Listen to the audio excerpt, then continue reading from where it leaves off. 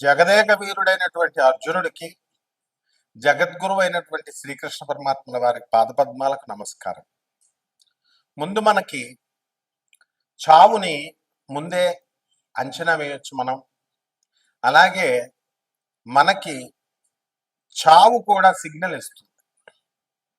దాన్ని మనం గ్రహించగలిగేటటువంటి కెపాసిటీ మనం పెంచుకోవాలి. దానికోసమే ఈ మెడిటేషన్లు, ఈ పూజలు, పునస్కారాలన్నీ. ఇప్పుడు ఒక వ్యక్తి ఉంటాడు, తెగ పూజలు చేస్తున్నాడు, మోక్షం వచ్చేస్తుంది అంటారు. మోక్షం ఏంటి? మోక్షం ఏంటి? దాని డెఫినేషన్ ఏంటి అసలు? స్వామీజీలందరూ వెళ్ళి నాకు ఇల్లు కావాలని అడిగామనుకో, వాళ్ళు ఏమంటారు? ఇల్లు వాడు ఇల్లులు కట్టుకుంటాడు, మంత్రగాళ్ళు వీళ్ళు వాళ్ళు ఇల్లులు కట్టుకుంటారు, కానీ మీకు ఇల్లునిచ్చే కెపాసిటీ వాళ్ళకు ఉంటుందా? ఉండదు. అందువల్ల వాళ్ళు ఏం చేస్తారంటే టాపిక్ని డైవర్ట్ చేయడం కోసం పరమాత్మ ఉన్నాడు, మోక్షం కోసం సాధన చేయి, ఇలా డైవర్ట్ చేస్తారు. కాబట్టి మనము జన్మ ఎత్తిన తర్వాత మనకి ఆటోమేటిక్గా మన సాధన మనకి తెలుసు. అదే రమణ మహర్షుల వారు చెప్తారు. భగవాన్ రమణ మహర్షుల వారు తిరునావెల్లిలో ఆయన ఏం చెప్తారంటే, నిన్ను నువ్వు తెలుసుకో అంతే. నిన్ను నువ్వు తెలుసుకున్నావంటే నువ్వు ఎక్కడి నుంచి పుట్టావు, నువ్వు ఇప్పుడు జీవితం జీవిస్తున్నావు, ఎక్కడ చచ్చిన తర్వాత ఎక్కడో పోతున్నావు, దట్స్ ఆల్, మ్యాటర్ క్లోజ్. ఈ ప్రపంచం అంతా నీ వెనక వస్తుంది అంటారు. ఆయన 5వ క్లాస్ చదువుకున్నాడు, అందగాడు కాదు. అయినా సరే ఇప్పటికి కూడా కొన్ని లక్షల మంది విదేశీ భక్తులతో సహా ఎందుకు వెళ్తున్నారు అరుణాచలం? మన రమణ మహర్షి, భగవాన్ రమణ మహర్షుల వారి దర్శనం కోసం. నిజమైన యోగులు ఇలా చెప్తారనమాట. మిగతా వాళ్ళంతా డూప్లికేట్ బాబాలు, డూప్లికేట్ స్వామీజీలు, డూప్లికేట్ మంత్రగాళ్ళు. వీళ్ళు చెప్పేది ఏంటంటే సాధన చేసుకో, మోక్షం వస్తుంది. ఎవడకు కావాలి నీ మోక్షం? ఎవడకు కావాలి నీ సాధన అని అడిగేటటువంటి దమ్ము, ధైర్యం, వివేకత ఈ చెత్త ప్రజలకు ఉండదన్నమాట. కాబట్టి మీకు చావు సిగ్నల్ ఇస్తుంది. అది పురాణాల్లో చెప్పబడింది. ఏ అధ్యాయాల్లో, ఎక్కడ, ఏ పురాణంలో ఉందో కావలసినటువంటి వాడిని నన్ను అడగొచ్చు, నిర్మోహటంగా చెప్తాను. తల్లిదండ్రులకి దూరంగా వెళ్ళిపోతున్నారనుకో, వాళ్ళకి చావు అతి త్వరలో ఉంది అని అర్థం. అంటే పెళ్ళం పిల్లల్ని బాగా, అంటే అందరూ చూసుకుంటారు, విపరీతంగా చూసుకుంటారు, చూసావు చాలా మంది బాగా అని. అటువంటి వాళ్ళకి చావు దగ్గరగా ఉంది అన్నది ఒక సిగ్నల్. ఎందువలన? Too much is too bad అన్నారు. ఈ ఎక్కువ ఎవరైతే అటాచ్ అయి ఉంటారో వాళ్ళకి దీపం ఉంటుంది చూసారా, ఆరిపోయే ముందు దీపం చాలా పెద్దగా వెలుగుతుంది అనమాట, ఎక్కువ వెలుగునిస్తుంది, టపక్మని ఆరిపోతుంది. అంటే మళ్ళీ నేను రాలేను, మళ్ళీ నేను భార్య పిల్లలు చూడలేను అని ఎన్నో రోజుల చచ్చిపోయిన తర్వాత ఆ చూపించే ప్రేమ ఇప్పుడు చూపించేస్తాడు భార్య పిల్లల మీద. అలాగే తల్లిదండ్రులకు దూరంగా ఎందుకు వెళ్తాడంటే, చిన్న పిల్లాడిని మనం కనుక చూసుకున్నట్లయితే ఆ పిల్లోడిని వదిలి, తల్లిని వదిలి ఆ పిల్లోడు ఉండలేడు చిన్నప్పుడు, మనందరం కూడా. అలా ఒక 2-3 ఇయర్స్ ఉండలేము. ఆ తర్వాత ఏం చేస్తాం? స్లోగా డిటాచ్మెంట్ స్టార్ట్ అవుతుంది. పెళ్ళి అయ్యేసరికి తల్లిదండ్రులను మనం మర్చిపోతూ స్లోగా వస్తాం.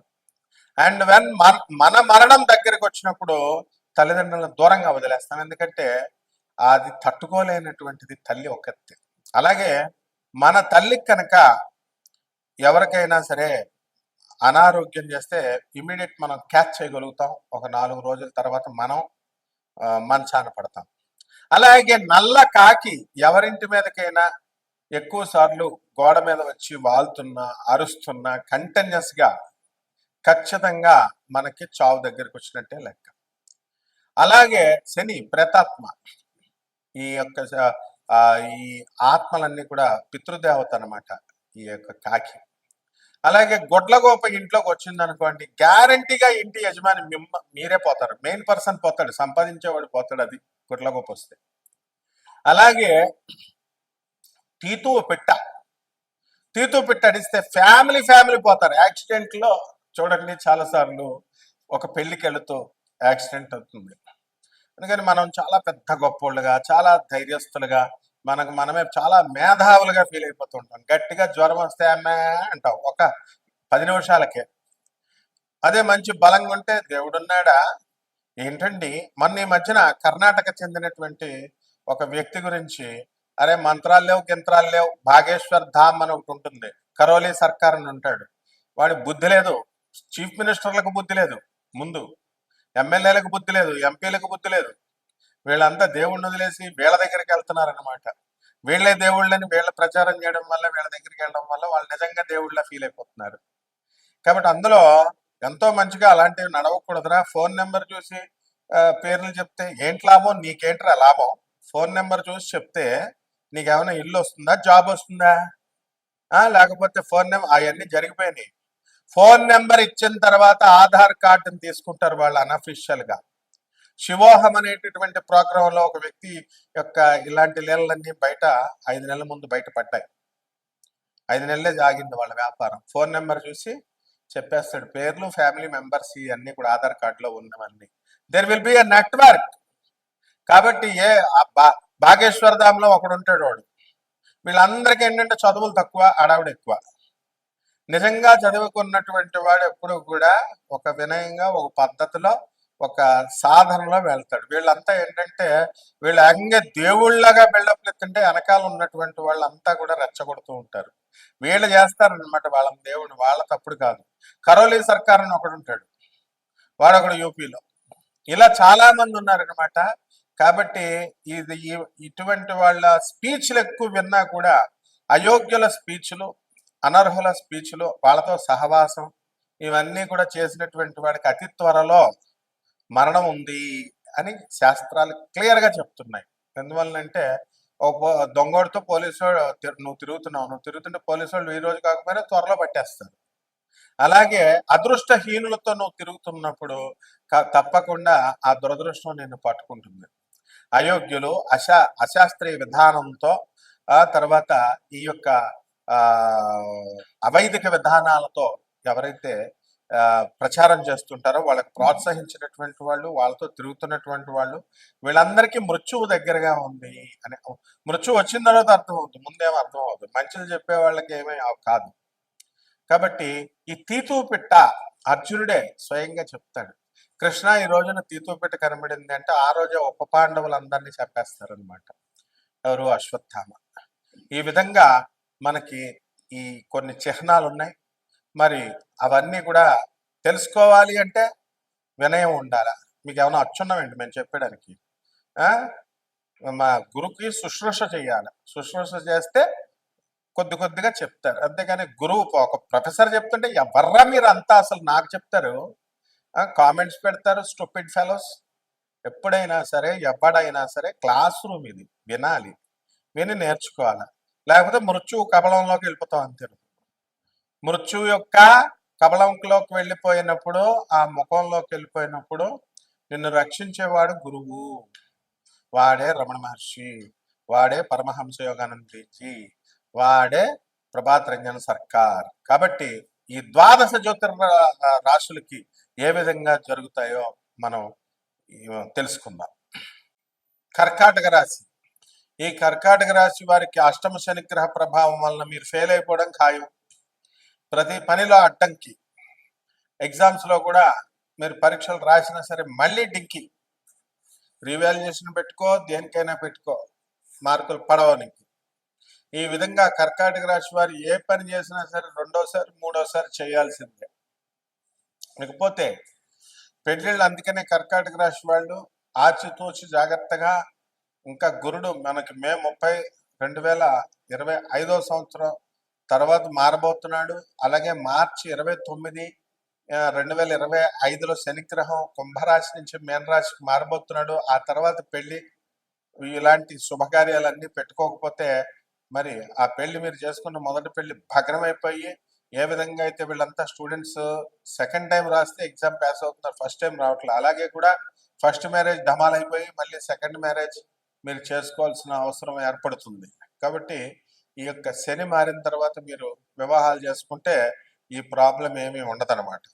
లేకపోతే చాలా మంది రెమెడీస్ అంటే రెమెడీస్ అంటారు. రెమెడీస్గా ముందు చిన్న చిన్న రెమెడీస్ వల్ల ఏం కాదు నాయన, చాలా పట్టుదలగా జాగ్రత్తగా చేయాలి. రెమెడీని పరిపూర్ణంగా నమ్మాలి.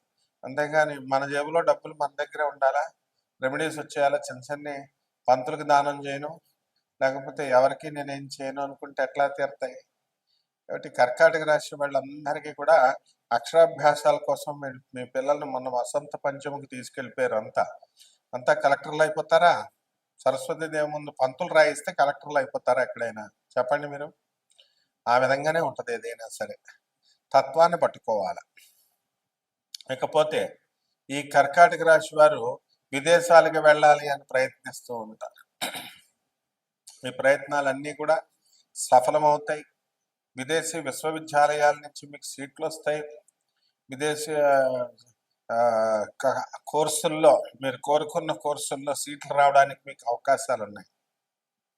అలాగే సినిమా హీరోలు సినిమాలు తీస్తారు, బ్రహ్మాండమైనటువంటి సంపాదన. సినిమా హీరోలకు మళ్ళీ రెండో పెళ్ళిళ్ళు, సినిమా హీరోయిన్లకి మళ్ళీ రెండో పెళ్ళిళ్ళు అనే విధంగా మీకు అస్తవ్యస్తంగా ఈ కర్కాటక రాశి వాళ్ళు ఎవరన్నా కనుక ఉంటే మీ జీవితంలో ఉండడం జరుగుతుంది. ఈ కర్కాటక రాశి వారంతా కూడా మనకి ఈ సినిమా ఫీల్డ్లో రాజకీయ నాయకులు వీళ్ళు బాగా సంపాదించడానికి ఎక్కువ అవకాశాలు ఉంటాయి. అలాగే ఇల్లు లేనటువంటి వాళ్ళు ఇల్లు, సొంత ఇల్లు లేనటువంటి వాళ్ళు స్థలాలు, ఇవన్నీ కూడా కొంటారు. ఆ విధంగా దాన ధర్మాలు బాగా చేయాలి. మన జాతకం బాగుపడాలన్నా మీరు ఎవరినన్నా తీసుకోండి, ఏమండి నాకు డబ్బులు రావట్లేదండి, డబ్బులు నిలబడట్లేదండి, అసలు రానోడు ఒక బాధ, నిలబడట్లేదు అనేటటువంటి ఒక బాధ. ఈ రెండు బాధలు కూడా ఈ కర్కాటక రాశి వాడికి లేవు. ఈ కర్కాటక రాశిలో ఉన్నటువంటి స్త్రీలంతా కూడా తమ భర్తలు తమ దగ్గరే ఉండాలని, తమతో మాత్రమే కాపురం చేయాలని చెప్పేసి కేసులు వేయడం జరిగింది. మరి కేసులన్నీ కూడా మీకు పెండింగ్లో ఉన్నాయి. ఆల్రెడీ ఒక కేసులో గెలిచారు, మళ్ళీ మీ భర్త అపీల్ చేసుకుంటారేమో అని గుండె దడదడ కొట్టుకుంటూ ఉంటుంది. వాడొక యూజ్లెస్ ఫెలో ఆ భర్త. పెళ్ళాం మీద కేసులు వేసేటటువంటి వాడు, మీరు వేసారంటే ఒక అర్థం పర్థం ఉంది లేడీస్, వాడికి ఆడంగి వెదవైతేనే కేసు చేస్తాడు వాడు. కాబట్టి అటువంటి వాళ్ళకి అనుకూలంగా కేసులు అనేటటువంటివి రావు, మీకే అనుకూలంగా మీకు గెలవడం జరుగుతుంది. ఇక పిల్లల దగ్గరికి వచ్చేసరికి పిల్లల గురించి తెగ ఆలోచిస్తూ ఉంటారు మీరంతా కూడా కర్కాటక రాశి వాడు. అనవసరమైనటువంటి స్నేహాలు చేస్తూ ఉంటారు. కాబట్టి జాబుల్లో ప్రమోషన్స్ కోసం ఎదురు చూస్తూ ఉంటారు, అవన్నీ కూడా బ్రహ్మాండంగా అవుతాయి. కాబట్టి ఈ కర్కాటక రాశి వారంతా కూడా ధూమ్ధామ్గా ఈ నెల ఈ సంవత్సరం అంతా కూడా జీవితాన్ని చేయడం అనేటటువంటిది జరుగుతుంది. ఇక ఈ కర్కాటక రాశి వారు చేసుకోవాల్సినటువంటి పరిహారాలు స్వల్పంగా ఏమిటండి అంటే, ఈ శని జపం చేయండి, శని స్తోత్రాలు చదవండి, శనికి కిలోంపావు నల్ల నువ్వుల్ని నల్లని వస్త్రాన్నిచ్చి పేద బ్రాహ్మణులకి మరి శనివారం నాడు ఉదయం 8 గంటలకు దానం చేయండి. అలాగే పెద్ద రావి చెట్టుని చూసుకోండి, ఆ రావి చెట్టుకి చక్కగా బకెట్ నీళ్లు పోస్తూ ఉండండి. అలాగే ఆ రావి చెట్టుకు ఒళ్ళు బద్దగించకుండా రోజుకు 108 సార్లు మీరు ప్రదక్షిణలు చేసుకోండి. చూడండి, మీరు అనుకున్నవన్నీ పనులు కూడా పూర్తి అయిపోతాయి అన్నమాట. కాబట్టి నేను చాలా మందిని చూశాను. ఈ విధంగా మీరు ఈ స్వల్పమైనటువంటి పరిహారాలు చేసుకోవడం ద్వారా ఉజ్వలమైనటువంటి భవిష్యత్తును మీరు చేజిక్కించుకోగలుగుతారు. శుభమస్తు.